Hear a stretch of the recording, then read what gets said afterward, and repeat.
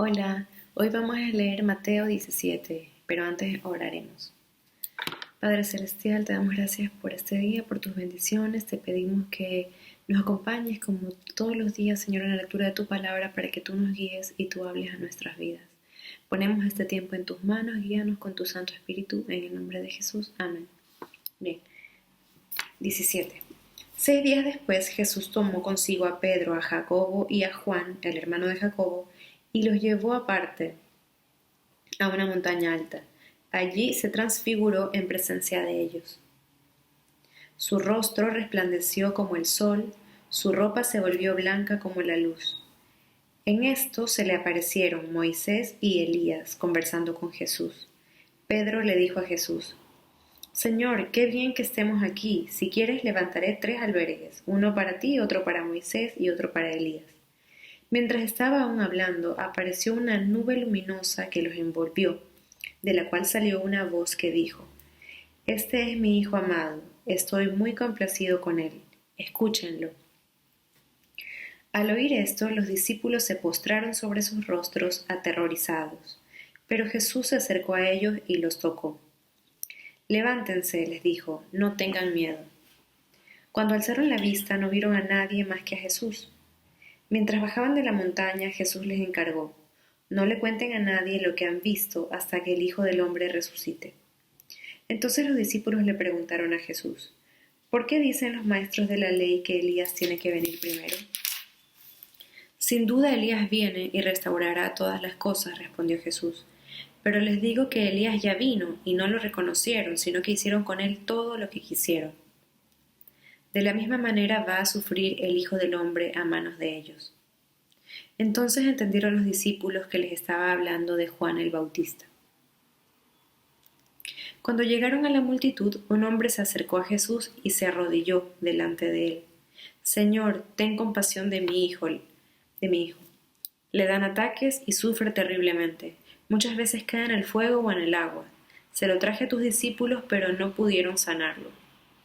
Ah, generación incrédula y perversa, respondió Jesús, ¿hasta cuándo tendré que estar con ustedes? ¿Hasta cuándo tendré que soportarlos?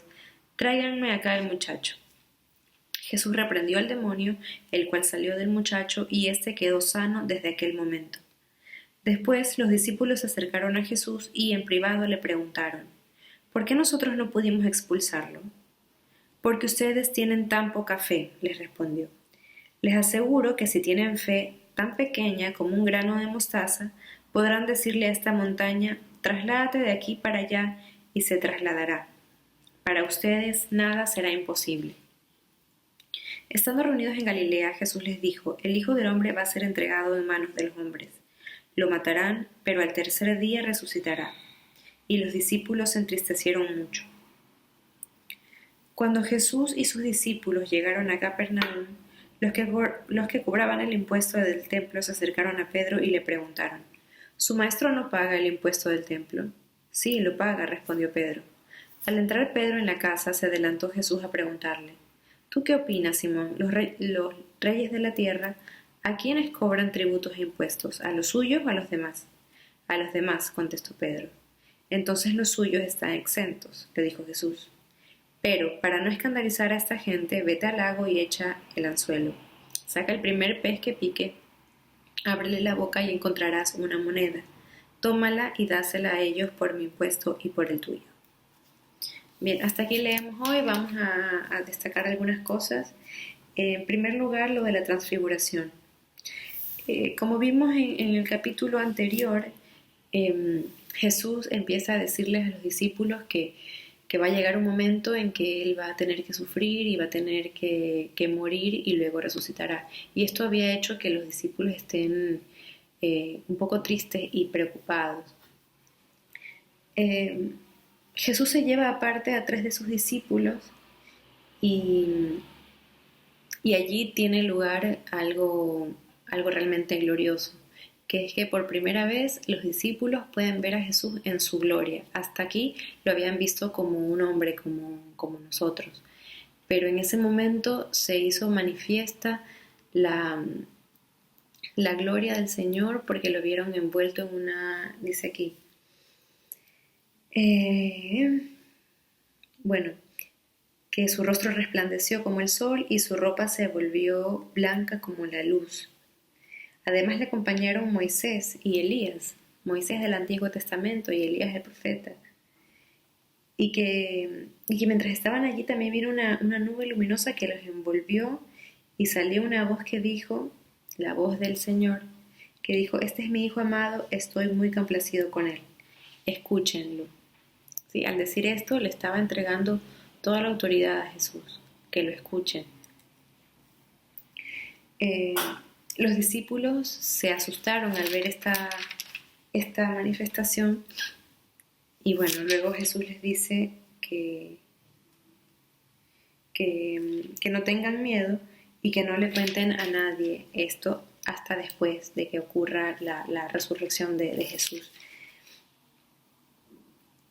Para Jesús era importante que sus discípulos, con quienes había estado ya algún tiempo, entiendan o sepan que o puedan ver la parte divina de él, ¿sí? Él quería también reafirmar su fe porque como ya sabían que iba a morir, ellos tenían igual tristeza, estaban también algo preocupados, asustados por lo que vendría. Entonces también era una forma de afirmar la fe de los discípulos. Luego vemos este fragmento donde Jesús sana a un muchacho endemoniado a pedido de su padre. Este hombre le había pedido a los discípulos que lo ayuden a echar fuera el demonio, pero los discípulos no habían podido. Y luego cuando Jesús lo hace y ellos le preguntan, Señor, ¿por qué no pudimos nosotros? Entonces Jesús les dice que tienen muy poca fe. Y les aseguro que si tienen fe tan pequeña como un grano de mostaza, podrán decirle a la montaña, trasládate de aquí para allá y se trasladará y para ustedes nada será imposible. El grano de mostaza, estuve investigando, mide 1 a 2 milímetros como máximo. Y Jesús con esto nos enseña que por más que sea una fe pequeñita, esto puede tener grandes frutos. Cuando se siembra la semilla de la mostaza, aunque sea muy muy pequeñita, da un árbol muy grande. Y así mismo es la fe. Por más pequeñita que sea, puede dar grandes frutos. Aquí dice que para ustedes nada será imposible, dice Jesús, si tuvieran una fe tan pequeña como un grano de mostaza. O sea que nuestra fe muchas veces es mucho más pequeña que eso. Incluso la que tuvieron aquí los discípulos era más pequeña que 1 a 2 milímetros porque no pudieron echar fuera el demonio, que era lo que el hombre había pedido. Por último, nos dice aquí que los que cobraban el impuesto del pueblo, pues le preguntaron a Pedro si es que Jesús también pagaría el impuesto y al final Jesús le explica a Pedro que sí, que aunque ellos deberían estar exentos, pero para no crear conflicto, pues ellos también iban a pagar el impuesto. Entonces le dice algo un poco curioso, que vaya al lago, que eche el anzuelo, que coja un pez y que dentro del pez estaría la moneda con la que pagarían los impuestos, ¿sí? No se me ocurre otra forma por la cual ellos podían conseguir dinero. Jesús no trabajaba, Jesús vino aquí a establecer el reino de Dios, a traer un mensaje de salvación. Él no vino aquí a hacer dinero. Entonces, esta es la forma en que milagrosamente conseguían el dinero que necesitaban, en este caso para pagar un impuesto. ¿Sí? También nos enseña cómo Dios nos provee aún de donde menos lo esperamos. Cuando tenemos necesidad, Él siempre está listo con su mano para proveer en todo lo que necesitemos.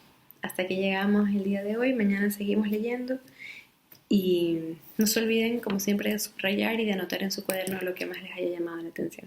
Hasta luego.